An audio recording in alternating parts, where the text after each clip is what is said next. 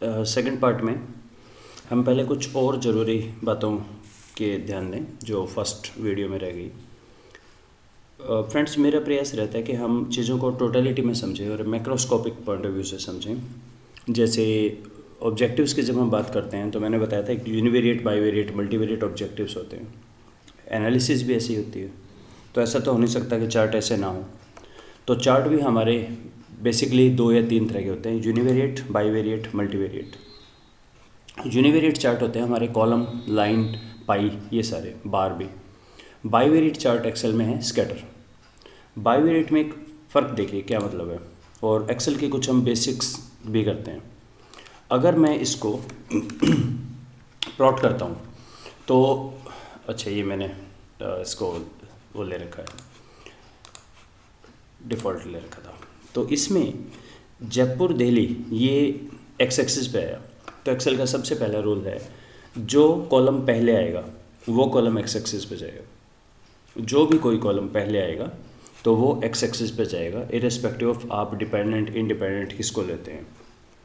दूसरी बात, अगर मैं इसको ना लूँ जयपुर को, इनको मैं प्लॉट करूँ ऑल्ट F1 तो यहाँ पे किस तरह का प्लॉट हो गया। अब यहाँ पर एक्स एक्सिस पे आ रहा है 1 2 3 4। तो ये 1 2 3 4 क्या है, डिफ़ॉल्ट भी कर दूँ। 1 2 3 4 क्या है, क्योंकि इनको तो मैंने लिया नहीं जयपुर को। तो 1 2 3 4 ऑब्जर्वेशन है। पहली ऑब्जर्वेशन में टेम्परेचर 34 है, ये 34 के करीब। तो इन पे हम चाहे तो सब पे वो भी कर सकते हैं, layout, data level outside and. पहली ऑब्जर्वेशन का ह्यूमिडिटी 65 है, दूसरी ऑब्जर्वेशन का 39 78 है, थर्ड ऑब्जर्वेशन, फोर्थ ऑब्जर्वेशन। तो ये हमारा बना यूनिवेरिएट चार्ट। एक एक्सिस पे ऑब्जर्वेशन है और यहाँ पर हमारा बाय डिफ़ॉल्ट वो नंबर आता है, मतलब इसको आप काउंट बोल दें, और उसका हमारा ये बार चार्ट बन गया है। एक्सेल में बाय डिफ़ॉल्ट हिस्टोग्राम का कोई प्रोविज़न नहीं है, उसका हम देखेंगे, फिल्टर के थ्रू बनाएंगे हिस्टोग्राम। तो अगर बाईवेरिएट चार्ट क्या होता है, ये तो यूनिवेरिएट बोल रहा हूँ ना मैं कि एक इसका अलग बना दिया, इसका अलग बना दिया। बाईवेरिएट चार्ट होता है कि एक्स एक्सिस पे टेम्परेचर आए और वाई एक्सिस पे ह्यूमिडिटी आए। तो यहाँ से अगर मैं चेंज करके देखूँ, scatter dot X Y scatter, ये बना ये भी नहीं बना, क्योंकि इसमें स्टिल इस ऑब्जर्वेशन पे तो वो नंबर ऑफ ऑब्जर्वेशन ही है, 1 2 3 4। फोर्थ ऑब्जर्वेशन 22 और 95, ये 22 95 ये नहीं है। तो इसको हटा के अब आप देखिए, मुझे जाना है इंसर्ट स्कैटर, सिंपल स्कैटर। सबसे पहला रूल, इसमें टेम्परेचर पहले है, लेफ्ट हैंड पे है, तो टेम्परेचर जाएगा एक्स एक्सिस पे। तो ये टेम्परेचर तो हो गया एक्स एक्सिस पे, वाई एक्सिस पे हो गया ये, और इस तरह से प्लॉट होगा ये। इसको बोलते हैं 2D chart, two bivariate chart. 2 variable है, एक वेरिएबल यहाँ है, एक वेरिएबल यहाँ है। दिखा रहा है ये सिर्फ ह्यूमिडिटी को, क्योंकि जिसको भी हम यहाँ डालते हैं फर्स्ट, उसका नाम होता है कैटेगरी। तो सबसे पहले तो हम इनको अब ये समझ लेते हैं कि एक्सेल इनका नोमेनक्लेचर क्या बोलता है। एक्सेल में जो सबसे पहले लिखते हैं, लेफ्ट हैंड को कॉलम होता है, उसको एक्सेल बोलता है कैटेगरीज। जो बाकी के कॉलम हैं इनको एक्सेल बोलता है सीरीज़, और इनको बोला जाएगा लेबल, जो वैल्यूज़ हैं। तो ये 3 नाम आपको ध्यान रखने हैं, मैं आगे चल के ऑप्शंस की बात करूँगा। तो जब भी इनको हमें करना है तो हम करेंगे कैटेगरीज के ऑप्शंस में सीरीज ऑप्शन, और इनको बोलेंगे लेबल्स के ऑप्शन। चेक कर लें इस पे जब मैं राइट क्लिक किया, अगर मैं बोलता हूँ ऐड डाटा लेबल, तो क्या आएगा, डाटा लेबल ये 34 65 ही आ जाएगा। अभी ग्रीन पे कलर है, सिलेक्ट है, तो देखिए आप ये कलर ब्लू भी हो रहा है। और अगर सीरीज़ करेंगे, सीरीज़ में किसके ऑप्शंस मिलेंगे, टेम्परेचर, ह्यूमिडिटी, इनको सीरीज़ बोलते हैं इनके रिगार्डिंग, और इसको बोलते हैं कैटेगरी। तो यहाँ पर फॉर्मेट एक्सिस कह रही है, तो एक्सिस की बात कर रहे हैं, तो इनको कैटेगरी, इनको ऊपर वाले को सीरीज़, और इनको लेबल, ये 3 इनके बेसिक नाम हैं। नंबर 2, इनके ऊपर जब मैं काम कर रहा हूँ, देखिए मैं अब इनके ऑप्शंस देखता हूँ, फॉर्मेट डाटा सीरीज़। तो यहाँ 3 बातें ये पूछ रहा है मेरे से, जो सीरीज़ हैं वो ओवरलैप हो या सेपरेटेड हो। अभी ये 0 पे है, तो सेपरेटेड करके देखें, आप देखो कुछ फ़र्क पड़ रहा है। ये आपस में कितनी दूरी पे हों, ये 100% है, ये ऑप्टिमम दूरी है इनकी। और अगर हम थोड़ा सा इस तरफ चलेंगे तो क्या आप देख पा रहे हैं वो एक दूसरे के पीछे हो गए, आगे पीछे, और 100% ओवरलैप कर दें तो कोई एक बचेगा। ओके, एक तो ये चीज़ है। दूसरा है इन दोनों के बीच का गैप, इसको गैप, तो अगर हम बोले लार्ज गैप तो अब देखो इनके बीच का गैप बढ़ता जा रहा है, और अगर हम नो गैप करेंगे तो ये सॉर्ट ऑफ सारा हमारा हिस्टोग्राम टाइप बन जाएगा। पर है ये बार चार्ट, हिस्टोग्राम होता है नीचे कंटिन्यूस डाटा हो। और तीसरा एक इम्पॉर्टेंट चीज़ है, वो है हमारा axis, plot series, primary axis या सेकेंडरी एक्सेस। ये चीज़ इतना इम्पोर्टेंट है कि अगर आपने ये कहा कि मुझे MS एक्सेल में चार्टिंग आती है, जो आपसे पहला क्वेश्चन पूछा जाएगा वो सेकेंडरी एक्सेस पे पूछा जाएगा। इसका मीनिंग क्या है, क्यों करते हैं, आइए देखते हैं। तो मेरे पास एक डाटा सेट है जिसमें कुछ कंपनी है और सेंसेक्स है, डेली का डाटा है।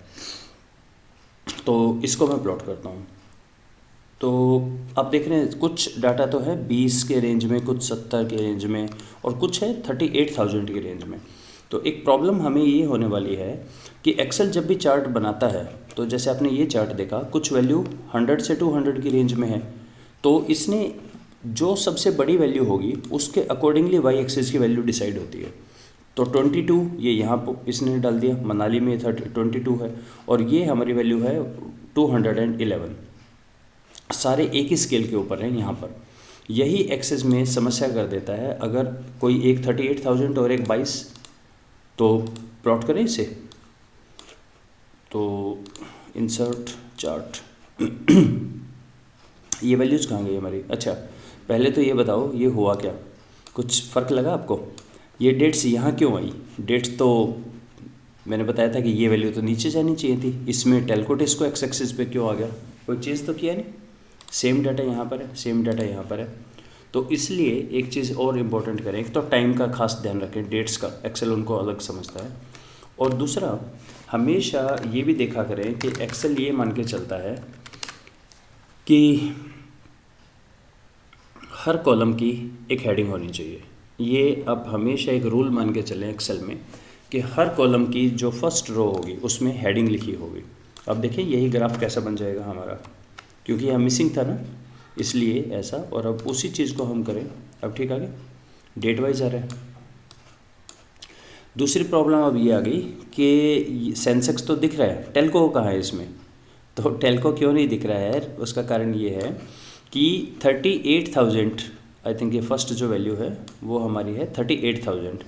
38,000 में तो इसने ऑटोमेटिकली उसको बना दिया 5,000 के यूनिट्स पे। तो 5,000, 0 से 5,000, आधे में 2,500 और नहीं आधे में 1,200, उससे तो 22 आप करोगे वो नेग्लिजिबल है, यहाँ पे है ही नहीं, राइट। ये प्रॉब्लम हमें सबसे ज़्यादा आती है। तो इस प्रॉब्लम को दूर कैसे करें? 2 स्टेप्स में दूर करेंगे। पहला तो इस तरह का हम चार्ट की टाइप चेंज कर देते हैं, तो चेंज चार्ट टाइप। तो अब देखिए मैंने सिर्फ अकेला इसको ही सिलेक्ट किया है, तो इसमें सिलेक्शन बहुत इंपॉर्टेंट है। जैसे ही आप एक्सेल में किसी एक चीज़ पे क्लिक करते हैं, वो और उसकी सारी फैमिली जो रिलेटेड है सिलेक्ट हो जाती है। जैसे मैंने यहाँ किया पूरा सिलेक्ट हुआ, यहाँ किया पूरा सिलेक्ट हो गया। अगर दोबारा किया तो सिर्फ टेलको हुआ। देखिए यहाँ किया चारों हुए, फिर इस पे किया तो खाली ये सिलेक्ट हो गया। तो सिलेक्शन बहुत इंपॉर्टेंट है एक्सेल में। तो मैंने ये सिलेक्ट किया, चारों सिलेक्ट हो गए, और चेंज चार्ट टाइप लाइन कर दिया इसे। इससे भी कोई फ़र्क नहीं पड़ा, यहाँ पे तो सेम रह गया। अब हम क्या करते हैं, इस लाइन को, इसको हम बोलते हैं प्राइमरी एक्सिस। तो अब हम करते हैं एक और एक्सिस बना दें यहाँ पे। तो सिलेक्ट हो, सिलेक्ट, ओके, सिलेक्ट हो गया, राइट क्लिक और फॉर्मेट डाटा सीरीज़। यहाँ पे मैंने किया सेकेंडरी एक्सिस चार्ट आ गया। ये कैसे हुआ? अब आप देखिए हमारे पास एक और भी एक्सिस आ गया है। ये एक्सिस आ गया है हमारा सेकेंडरी एक्सिस, यानी जो लाइन है इसको तो हम पढ़ेंगे इसके ऊपर, और इन सबको पढ़ेंगे लेफ़्ट साइड पे। इनका ये सारी वैल्यूज़ हैं 100 तक, और ये वाली वैल्यूज़ है 38,000 तक। अब क्या ये लाइन करना ज़रूरी है? अगर हम इसको उसी में रखें चार्ट टाइप पे तो भी हो जाएगा, पर प्रॉब्लम ये आएगा कि ये भी चार्ट है, ये भी चार्ट है, काफ़ी कन्फ्यूजन की गुंजाइश है। हालांकि इसने इसको ओवरलैप कर दिया है, क्यों? सेकेंडरी एक्सिस है, इसने बता दिया कि ये अलग है। पर देखिए टिस्को की तो बिल्कुल ही पीछे चले गए इनके। तो इसलिए बेटर है कि हम दो तरह के चार्ट यूज़ कर लें, दोनों ही यूनिवेरिएट है, ये भी यूनिवेरिएट है, ये भी यूनिवेरिएट है। इसको हम बोलते हैं सेकेंडरी एक्सिस। तो सेकेंडरी एक्सिस कब यूज़ करेंगे? अगर हमारे पास एक, हम इसको भी हटा सकते हैं, अगर हमारे पास एक कोई वेरिएबल बहुत हाई रेंज में हो और बाकी के वेरिएबल कम में हो, तो हाई वाले को सेकेंडरी एक्सिस पे कर दें, इस पे पढ़ा जाएगा। अब हम इसकी बात करते हैं। यहाँ पर जो मिनिमम वैल्यू मुझे दिखाई दे रही है इसकी, आई थिंक ये 35 के करीब है। तो हमें ये क्यों दिखाई दे रहा है 33, 34? क्या इसको हटा दें हम? तो इस पर क्लिक किया मैंने, ये हो गया मेरा सेकेंडरी एक्सिस। दो वाई एक्सिस है यहाँ पे, और राइट क्लिक यहाँ पर है फॉर्मेट एक्सिस। इसके कुछ ऑप्शंस हैं, मिनिमम क्या हो, मैक्सिमम क्या हो। यानी मिनिमम अगर मैं यहाँ पे 35 दे दूँ, अभी ऑटो ले रहा है ना ये अपने आप 33, इसको मैंने कहा 34,000 ले ले मिनिमम, क्लोज। तो ये लाइन थोड़ी सी और आ गई और अपने आप अब ये 500 के इंक्रीमेंट पे आ गए। अगर ये इंक्रीमेंट आप डिफाइन करना चाहें कि नहीं ये 500 पे ना आए, 1000 पे आए, इसको हम बोलेंगे मेजर यूनिट। फिक्स कर दें 1000 पे, तो ये हमारी यूनिट होगी 1000 पे। बेसिकली इसने बीच वाले दिखाए नहीं आपको। तो कहने का मतलब ये है कि आप इन सब चीज़ों को अपने हिसाब से कम ज़्यादा कर सकते हैं। तो ये हमारा हुआ सेकेंडरी एक्सिस। हमने अभी यूनिवेरिएट की बात की है इस वीडियो में, और एक हमने सेकेंडरी एक्सिस की बात की है, और इंडिविजुअल चीज़ को कैसे मैनिपुलेट करना है। राइट क्लिक करके इनके ऑप्शंस आ जाते हैं। अगर इस पे राइट क्लिक करेंगे तो इसके ऑप्शंस आ जाएंगे। इन सब के बारे में हमें देखना है। तो यहाँ रुकते हैं, अगले वीडियो में हम बात करते हैं कि ये जो हमने बात की थी स्टैक, 100% स्टैक, ये क्या चीज़ होती है। Thank you.